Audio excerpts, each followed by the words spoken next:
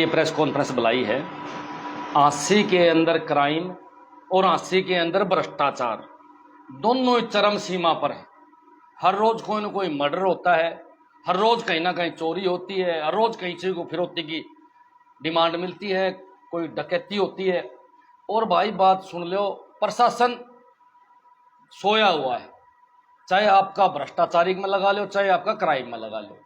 तो आज जो हमारा रविंद्र भाई जो को ऊपर हमला हुआ और उसकी हत्या हुई, उसी के बारे में हमने मुख्य तौर पर प्रेस कॉन्फ्रेंस रखी है कि भाई देखो, एक आदमी जेल में बैठा है और जेल में बैठा बैठा वो आदमी बाहर हत्या करवा देता है, तो भाई जेल मंत्री भी दोषी और सरकार भी दोषी।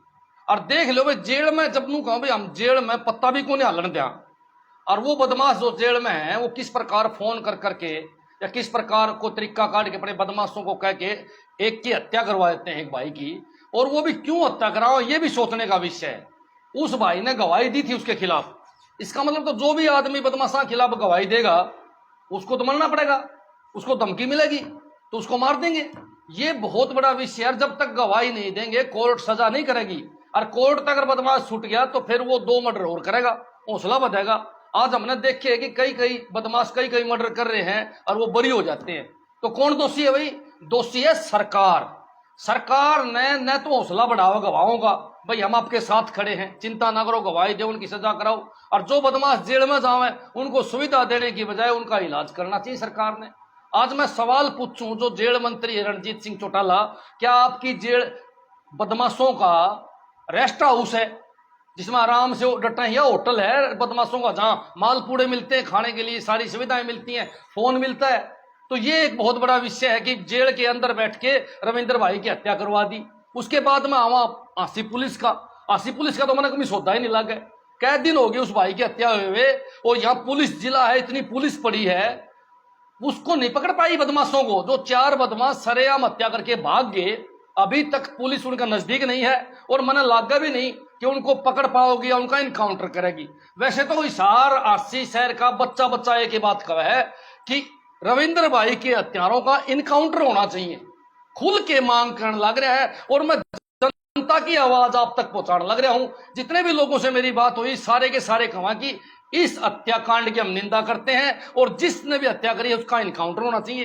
अब देखो भाई, आसी की पुलिस हत्यारों का इनकाउंटर करे कि नहीं करे? बाकी मैंने दम लाग नहीं भाई, एसपी में दम होंदा तो कार्रवाई बिठा देंदा। और कमजोर एसपी हमेशा नुकसान करता है, कमजोर विधायक नुकसान करता है।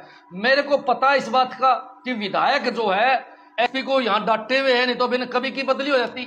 सारी बात विधायक की मानना है, विधायक के गलत काम भी पुलिस करे भाई। इसीलिए पुलिस पर यह मेरा बड़ा आरोप है कि पुलिस पक्षपात करने लग रही है। बीजेपी नेताओं की खुलेआम सारी बातें मानना है। आम आदमी को दरखास्त लेके थाना में चले जाओ, उसकी दरखास्त नहीं पकड़ने लग रहे। आम आदमी बगैर पैसे लिए उसका तर कोई काम नहीं करने लग रहे, लेकिन बीजेपी के विधायक के इशारे पर एसपी साहब सब कुछ करने लग रहे हैं। आज हमारी एसपी से मांग है कि भाई इनकाउंटर कर या अपनी बदली खुद करवा ले यहां से। और सरकार से भी यही मांग है कि भाई हमें कमजोर एसपी नहीं चाहिए, हमने वो एसपी चाहिए जो आंसी को सुधार सके। कई साल पहले कुछ अधिकारी आए थे जिनने आंसी को सुरक्षित कराया और बदमाशों का इनकाउंटर भी कराया, बदमाशों को आंसी से खदेड़ने का काम भी कराया। मैं तो कहूंगा कि थाना में भी ईमानदार अधिकारी चाहिए, हमने भ्रष्ट नहीं चाहिए। जो मंथली लेने लग रहे, मेरे को सुनने में इस बात का पता चला है कि हमारा विधायक हर महकमे से मंथली लेवे, चाहे नगर निगम हो, चाहे थाने हो, चाहे तहसील हो। तो यह विधायक की जो गुंडागर्दी चल रही है, यह भी विधायक ने बंद करनी चाहिए तुरंत, और सरकार ने भी इस पर संज्ञान लेना चाहिए। मैं सीएम साहब को बताना चाहूं आपके माध्यम से कि आंसी का विधायक नहीं है, जनता का नुमाइंदा नहीं है। आंसी का जो विधायक है वो सरेआम कॉलोनी काटने वाला कॉलोनीनाइजर है। आंसी का विधायक भ्रष्ट है, 1 नंबर का कमीशन लेता है। और कमीशन नहीं, 100 रुपए ऊपर तो 30 रुपए लगावे, 70 रुपए जेब में डाल लेवे।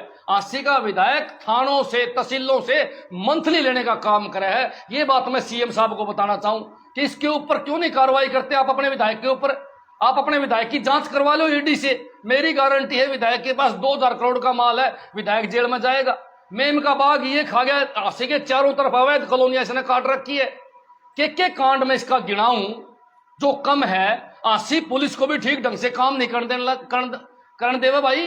और आंसी पुलिस तो केवल चालान काट सके है, चालान काटने में नंबर 1, बाकी आंसी पुलिस के कोई काम की नहीं है। मेरी तो मांग है कि भ्रष्ट अधिकारियों को आंसी से तुरंत ट्रांसफर करो और जो ईमानदार अधिकारी उनको लगाओ। भाई हरियाणा प्रदेश में पुलिस में ईमानदार अधिकारी भी बहुत कुछ है। एक प्रश्न उठता है, क्या पुलिस को ओवरनाइट ये पता लग गया कि ये 120 वाला है और इतने साल से वो जेल के अंदर है, क्या जेल के अधिकारियों को नहीं पता लगा कि ये शरीयत का रच है? यही तो विषय है। जेल के अधिकारी भी पैसे लेके सुविधाएं देते हैं अपराधियों को सारी दुनिया के सामने, क्योंकि भाई जेल मंत्री भी कमजोर, मुख्यमंत्री भी कमजोर। मैं बार बार कहना चाहूं कि हरियाणा का मुख्यमंत्री कमजोर है, उसकी नहीं चालन लाग रही है। मेरे को सुनने में यह भी आया कि एक ट्रांसफर लिस्ट काटा था, लेकिन सुपर सीएम ने मना कर दिया कि नहीं बदली करनी। मैं पूछना चाहूं क्या गदर है संविधान का? जो संविधान है हमारा उसका उल्लंघन सरेआम जो मुख्यमंत्री अपनी कुर्सी बैठा है उसको चलन नहीं लग रही, वो कार्रवाई नहीं करने देने लग रहे उसको।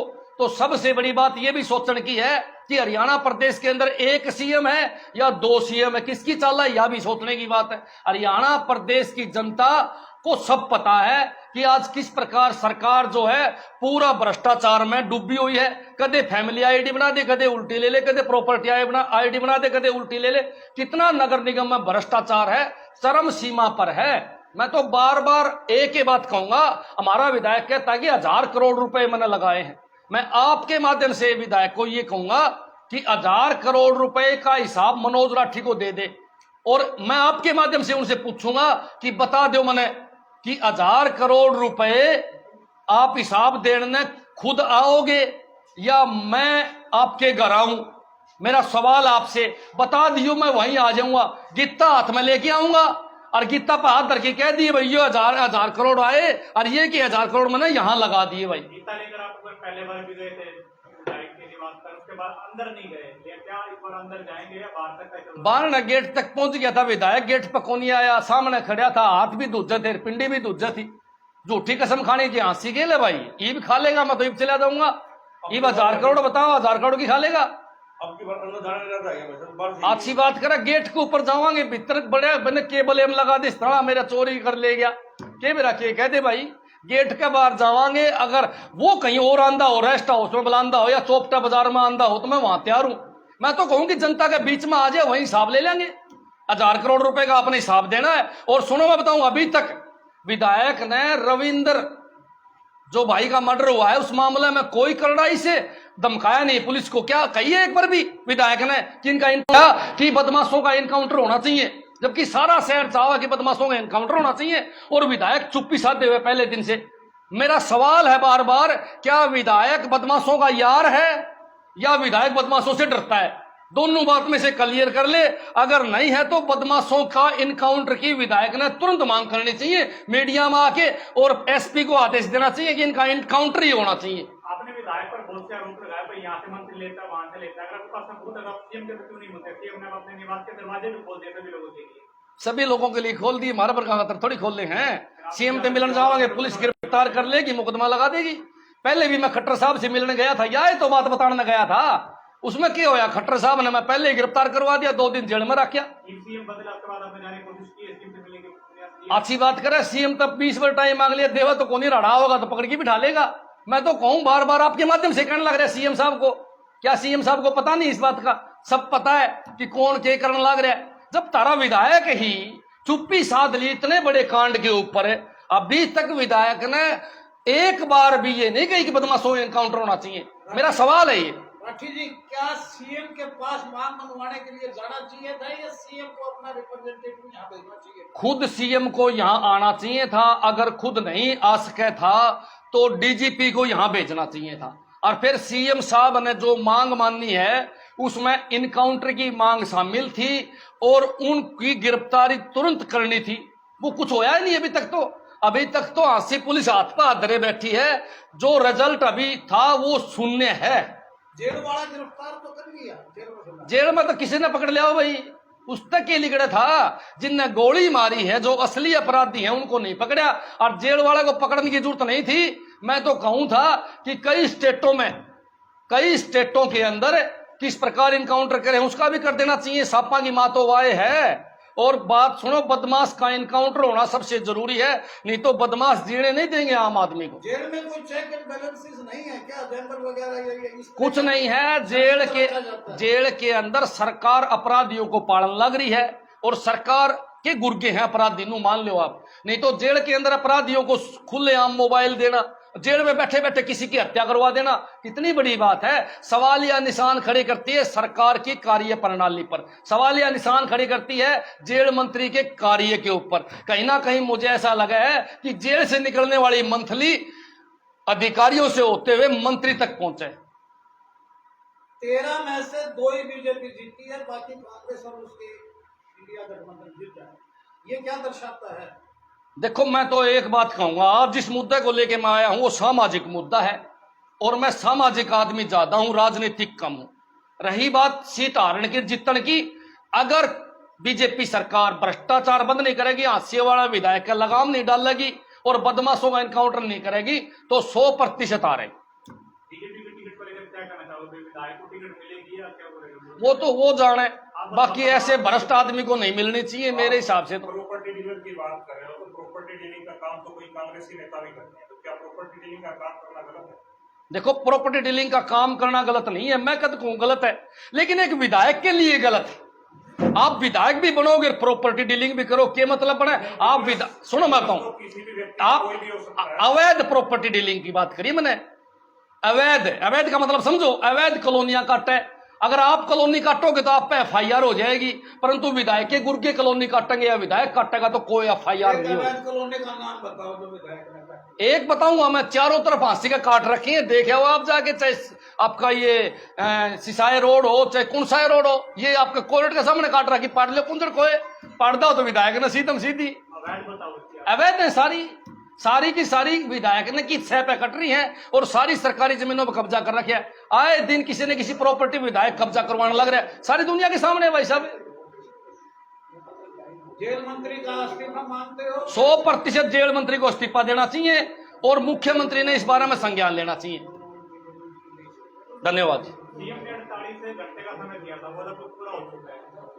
अरे मेरे भाई, सीएम जो है चलन नहीं लग रही उसकी, मैं तो बेचारा मानू उसने। मैं कहूं था भाई नाइट वॉचमैन है सीएम, 5-4 छक्के मार देंदा ठीक हो जाता काम, आसी वाले भी गुणगावार, लेकिन मना लगा नहीं उसकी चलन लग रही है। सुपर सीएम की भी चल रहा है। सुपर सीएम है कि खट्टर साहब दिल्ली बैठा है, बदली वो करे, सारे अधिकारी उसके आदेश माने, ये तो सबके सामने की बात नहीं भाई साहब, को झूठी बात थोड़ी है, और हमको झूठी थोड़ी कहा। नायब सैनिक की चलन ही नहीं लग रही, सुपर सीएम की चलन डम्मी है, बिल्कुल आपके सामने। डम्मी नहीं होता तो मेरे भाई ईब ने जो 4 बदमाश थे, चारों लंबे लेट होए पांदे। अगर हत्यारे पकड़े नहीं जाते हैं तो क्या? देखो, अगर हत्यारे नहीं पकड़े जाओ तो मैं सामाजिक संस्थाओं से अपील करूंगा कि सारे सामाजिक संस्था इकट्ठी होके, राजनीतिक पार्टियों के लोग इकट्ठे होके इस बात का पुरजोर विरोध करेंगे, और एक बार फिर आंसी बंद करने का काम करेंगे, सरकार पर दबाव बनाने का काम करेंगे। अब तक कार्रवाई में इसका मुख्य और सरकार भी जिम्मेवार, और सबसे बड़ा जिम्मेवार यहाँ का विधायक है। मन तो लगा